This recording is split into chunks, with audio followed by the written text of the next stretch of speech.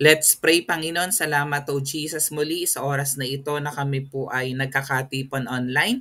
Dalangin namin, Lord, ang malayang pagkilos ng Banal na Espiritu sa aming kalagitnaan, maging tagapagturo ka namin, Lord.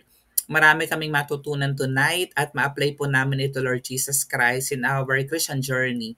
Sa inyo, Lord, ka na papurit pagsamba sa pangalan ni Jesus. Amen. Sa ating topic 162, ang pag-aaralan po natin, One Family in Christ. Kukuhanin po natin yung ating main verse sa Matthew chapter 12 verse 50.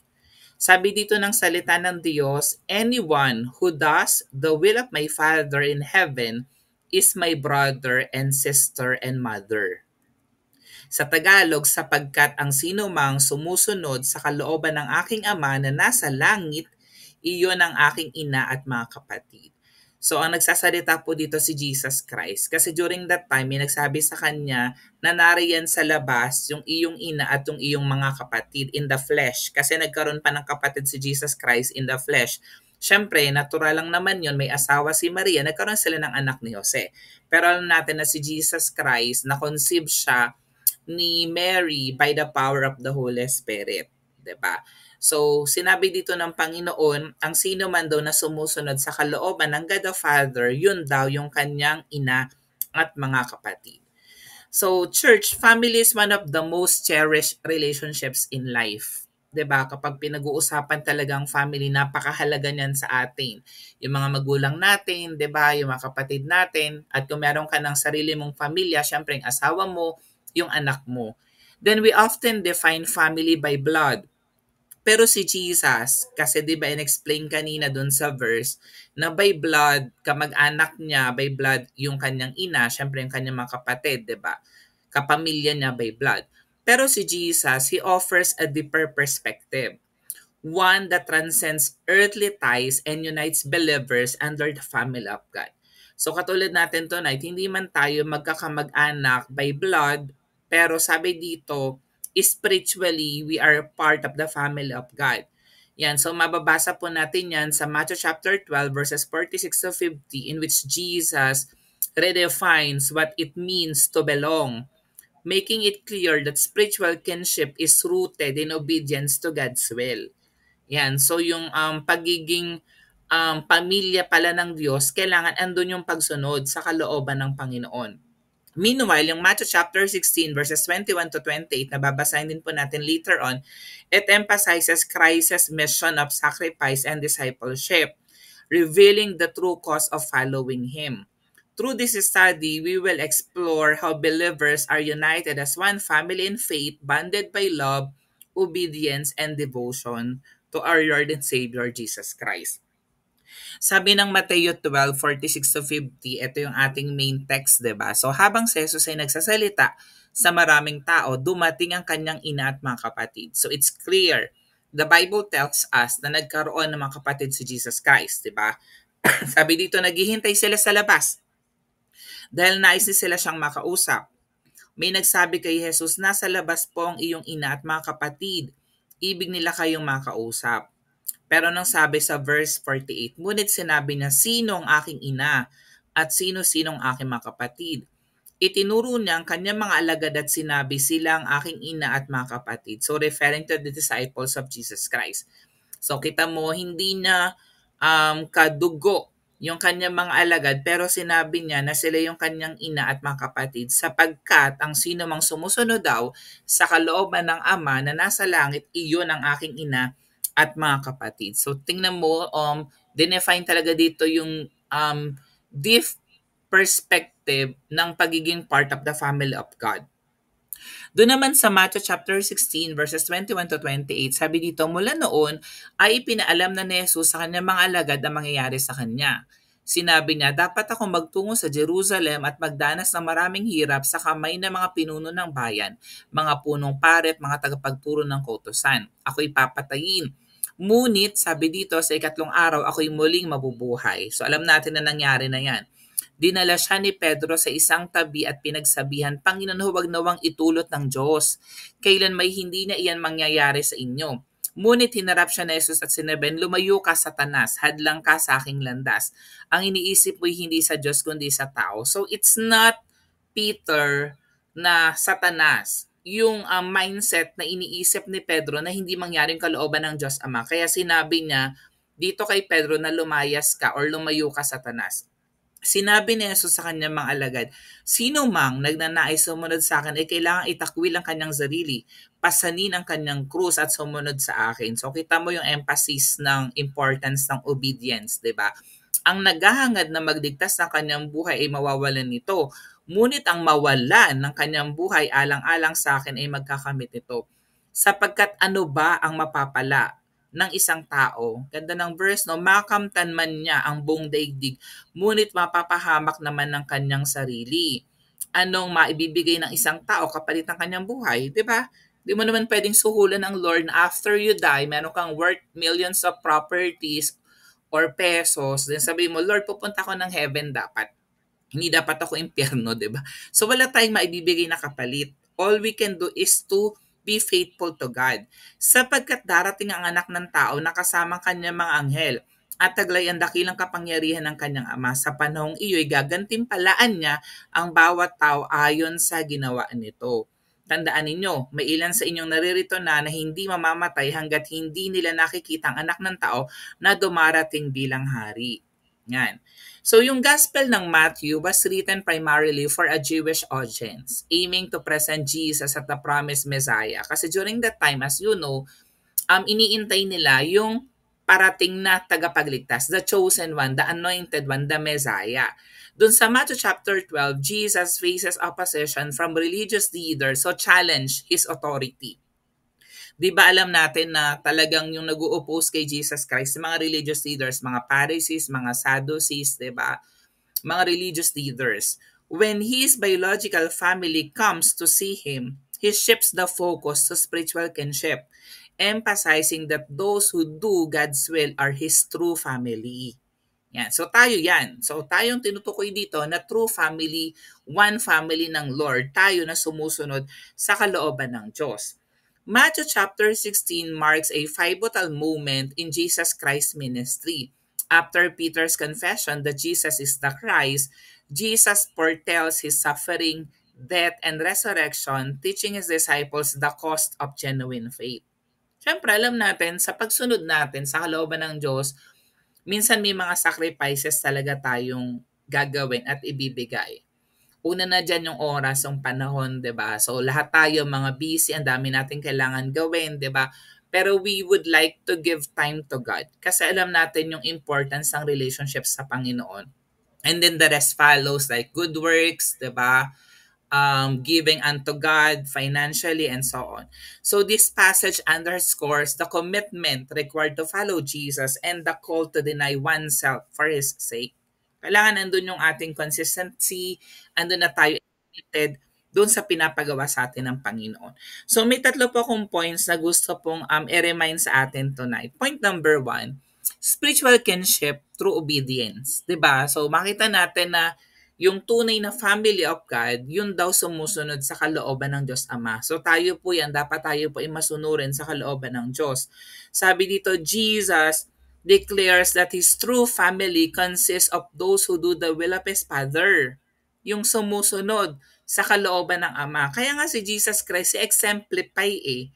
Diba, nagpakita siya ng example, sumunod siya sa kalooban ng Ama para tayong kanyang mga anak sumunod sa kalooban ng Diyos Ama. Our relationship with God is based on faith and obedience rather than biological connections. So again hindi natin sineset aside ang importance ng biological family. That's very important. Kailangan mabait, mabuti tayo sa ating mga magulang, sa mga kapatid natin, sa mga anak natin, even to our kins, mga kamag-anak po natin. Pero again, yung ating relasyon sa Diyos, is far more important. At kailangan andun yung ating pananampalatay at pagsunod sa ating Panginoon. Ang example nito sa Abraham, di ba, Abraham's obedience led to a covenant with God, establishing a spiritual lineage of faith. Sabi ng Genesis 15 verse 6, si Abraham ay sumampalataya kay Yahweh at dahil dito siya itinuring ni Yahweh bilang isang taong matuwid. Di ba alam natin ang story ni Abraham? Even yung kanyang nag-iisang anak, yung legitimate child niya na si Isaac, he's willing to sacrifice yung kanyang biological blood masunod lang yung kalooban ng Diyos Ama. Diba? Point number 2, there's a cause of discipleship. Yan. Jesus warns his disciples about his coming suffering and death. At kung makita natin, nangyari ang kay Jesus Christ, and then kung babasahin mo yung Bible, pinagdaanan din yun ng mga disciples ng ating Panginoon nung siya ay nag-ascend na sa heaven. Diba? May mga pinakain sa leon, merong pinahirapan, pinabilanggo, diba? Ipinako sa krus. Ang dami nangyari po sa mga disciples ng ating Panginoon. Fortunately, hindi naman yun nangyayari sa atin. Siguro minsan nape-persecute lang tayo because of our faith to God. Peter resists, but Jesus rebukes him, revealing that human desires must be surrendered to God's plan. So dito, minsan kasi 'di ba may mga sarili tayong gusto mangyari, may mga plano tayo, 'di ba? May mga sarili tayong goals. Lahat dapat sino-surrender natin sa magandang plano ng Diyos. Amen. Jesus challenges his followers to take up their cross, denying themselves for the sake of the gospel. Yan, ang example nito si Paul. Paul exemplifies the cause of discipleship, enduring persecution to spread the message of Christ. Tindi niya, di ba? Ang tindi ng pangangaral ni Pablo, kahit na nape-persecute siya, andun pa rin yung kanyang heart to preach, to share the gospel. Palad nga tayo, di ba? Hindi naman tayo paparusahan dahil nagpapahayag tayo ng salita ng Diyos. Sabi ng 2 Corinto 11:23-28, sila ba'y mga lingkod ni Kristo? Mas pabuti akong lingkod ni Kristo kaysa kanila para akong isang baliw na nagsasalita ngayon. Higit ang aking pagpapagal kaysa sa kanila. Totoo naman, napakasipag talaga ni Pablo. Mas maraming beses akong nabilanggo. Totoo, diba? Pero imagine na nabibilanggo siya dahil sa pagpapahayag ng salita ng Diyos, sa pagsunod ng kalooban ng Diyos. Hinagupit ng napakaraming beses at madalas na nabingit sa kamatayan. Ilang beses nang muntik mamatay si Pablo. 5 beses akong tumanggap ng 39 na hagupit mula sa mga Hudyo. 3 ulit kong naranasang hagupitin ng mga Romano at minsang pinagbabato. 3 beses kong naranasang mawasak ang barkong aking sinasakyan. Tindi, no? At minsan buong araw at gabi akong lulutang-lutang sa dagat. Sa malimit kong paglalakbay, nalagay ako sa iba't ibang panganib, sa mga ilog, sa mga tulisan, sa aking mga kababayan at sa mga hintil, mga panganib sa lungsod, sa ilang, sa dagat at sa mga huwad na kapatid. Again ha, bakit yan naranasan yun? Dahil ba may mali siyang ginawa? May consequence ba ng kasalanan? Hindi, dahil sinusunod niya yung kalooban ng Lord, nagpapayag siya ng Word of God. Naranasan ko rin ang labis na hirap at pagod. 'Di ba? Minsan tayo, pag napapagod, nawawala na ng time kay Lord, nai-stress, nababurnout, kino-question na natin yung sovereignty ng Panginoon. Malimit na pagpupuyat at matinding gutom at uhaw, 'di ba? Even in the physical, naranasan ko ang ginawin. Ngunit wala man lamang maibalabal. Bukod sa lahat ng ito ay araw-araw kong pinapasan ang mga alalahanin para sa lahat ng mga iglesia. Pero in all these things, sumuko ba si Pablo sa kanyang pananampalataya sa Diyos? Hindi. Andun pa rin yung pagsunod niya sa ating Panginoon. Mapalad nga tayo kasi hindi natin na-experience yung katulad ng naranasan ni Pablo at saka ng iba pong mga disciples ng Panginoon. Pero again, there's a cost in discipleship. Sa pagsunod natin sa Panginoon, syempre may mga isa-sacrifice po tayo. Katulad ng sinabi ko kanina, number 1 na dyan yung ating time. Diba? Point number 3, the reward of following Christ. At sana we look forward to this. Hindi ang motivation natin ay dahil pagpapalain tayo ng Lord or merong naghihintay sa atin na reward when we go to heaven. Hindi, kundi dahil mahal natin ng Diyos. Sana ganun yung motivation natin. Losing one's life for Christ results in eternal gain. Alam natin yan na meron tayong buhay na walang hanggan. Ang ginagawa natin dito sa mundo, temporary lamang po ito. Ang tunay nating buhay ay buhay sa langit, kapiling ang ating Panginoon. The Son of Man will return to judge. Hindi natin alam kung kailan, pero surely the Son of Man will return. At i-judge niya lahat tayo. Yan. Rewarding those who have faithfully followed Him. Yan. Believers are called into a family that experiences not only sacrifice but eternal glory. Moses chose God's calling over Egyptian royalty and was rewarded as the leader of Israel. Di ba alam naman po natin yan, napanood natin yan, siguro sa mga pelikula like Ten Commandments, kita natin talaga na pinagpalit niya yung royalty ng Egyptian sa pagsunod sa kalooban ng Panginoon. Sabi nga ng Hebrews chapter 11 verses 24 to 27, dahil sa pananampalataya tumanggi si Moses nang siya'y mayroon ng sapat na gulang na tawagin siyang anak ng prinsesang anak ng hari. Imagine, di ba? Ang laki ng offer, 'di ba? Pero pinagpalit niya 'yun. Inibig pa niya makihati sa kaapihang dinaranas ng bayan ng Diyos kaysa magtamasa ng mga panandaliang aliw na dulot ng kasalanan.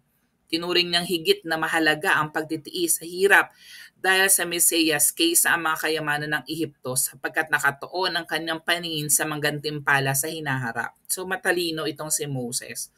Alam niya yung endpoint, yung destination ng lahat ng magiging action niya. Lahat ng kanyang magiging decision. So, ganun din tayo. So, we decide na unahin ng Lord. Diba? Kasi alam natin na meron siyang gantimpala sa hinaharap.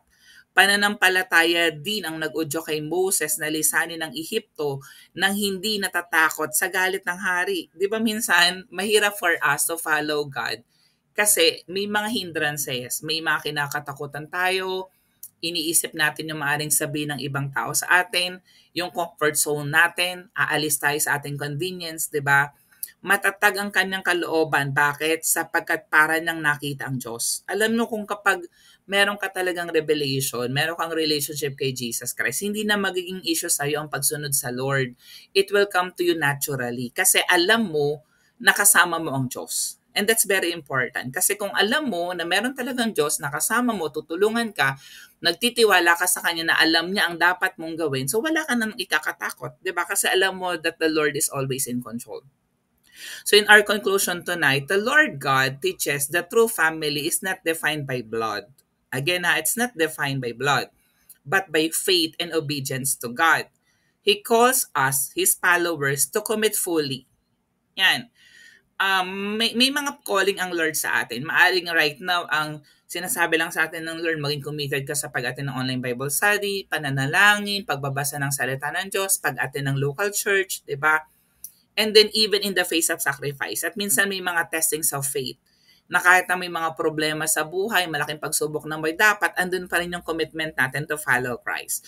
As believers, we are bound together in the family of God, where love, surrender, and devotion lead to an eternal inheritance. Again, tayo po ay nag-journey lang dito sa earth. Namamasya lang tayo. Hindi itong tunay nating tahanan. We are citizens of heaven.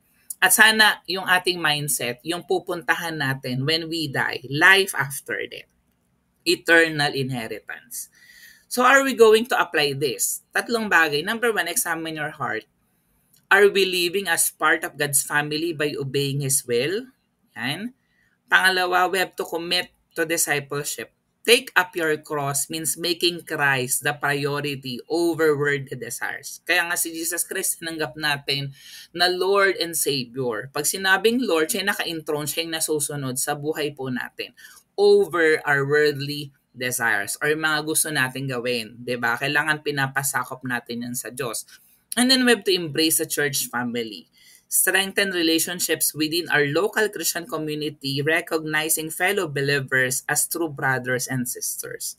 Hindi man tayo magkakamag-anak by blood, pero we are brothers and sisters in Christ. Kasi lahat po tayo ay mananampalataya ng ating Panginoong Heso Kristo. So ang challenge po sa atin tonight, sabi ng Matthew chapter 12 verse 50, anyone who does the will of my Father in heaven is my brother and sister and mother. So let's strive to be part of the family of faith, walking in obedience, commitment, and love. Panginoon, salamat o Jesus that we are one family. Salamat Panginoon na patuloy niyo po kaming nire-remind ng importance ng relational discipleship. Alam namin Lord God na kami pa ay part of the family of God.